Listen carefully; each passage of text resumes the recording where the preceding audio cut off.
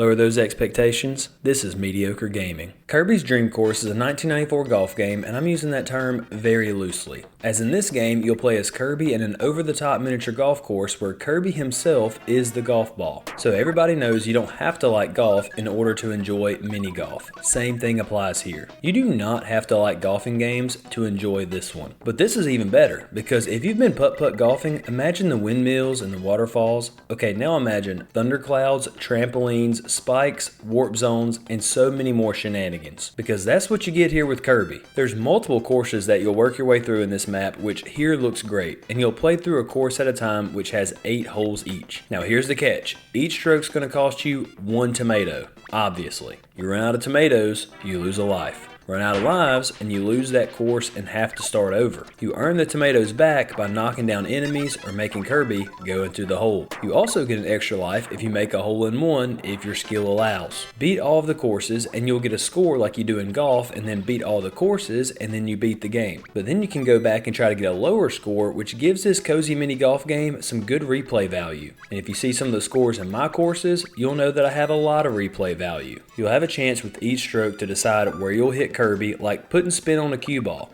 Then you'll have a power meter, which is how hard Kirby will roll. You time it perfectly at the top of the meter and it will turn pink, which means you perfectly smack Kirby forward with maximum power. Now, mediocre pro tip here. You can hold down Y and move your screen across the map of the course. That way you can get a layout of the land and develop your game plan for success. You know, like the professionals do when they walk the greens and feel the terrain. Same thing.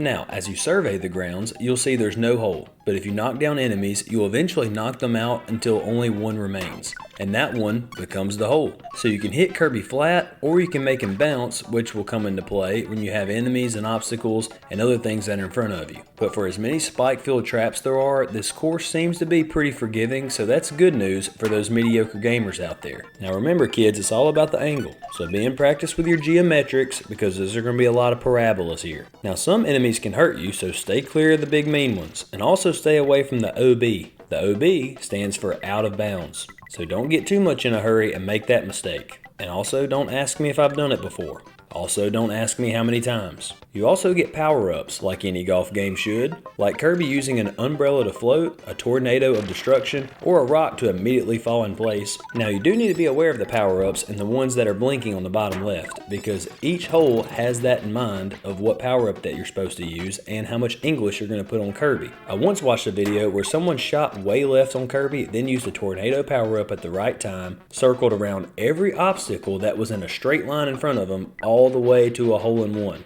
But as for me, I'm a simple man and I trust my geometry and my impatience will pave a way.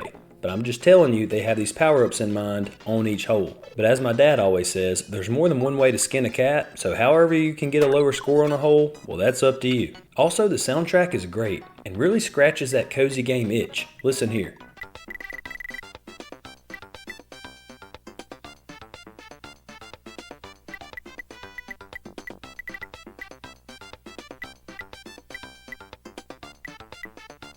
Then it has a nice upbeat change when you finish a hole or a course, not to mention all the wacky sounds and gameplay. See, the goal of a good golf game is to make it as unrealistic from actual golf as you can. So when a golf game has ridiculous characters, wacky sounds, crazy obstacles, and power-ups galore, you know you're stumbling upon a good golf game. Now I noticed something playing this game this week. I never got to where I was super excited to play it, but I also didn't want to put it down. I think that's because of how fun it is without all the stress, difficulty, and heartache. I told my wife I had a long day the other day and I needed to relax, and I literally grabbed my Superboy, put in Kirby's Dream Course, and I was big chilling on the couch and had a great time. Just spent multiple hours on the couch saying to myself, I cannot lose another tomato, as I lined up that crazy ridiculous wall trick shot. I mean, man, there's just something about it.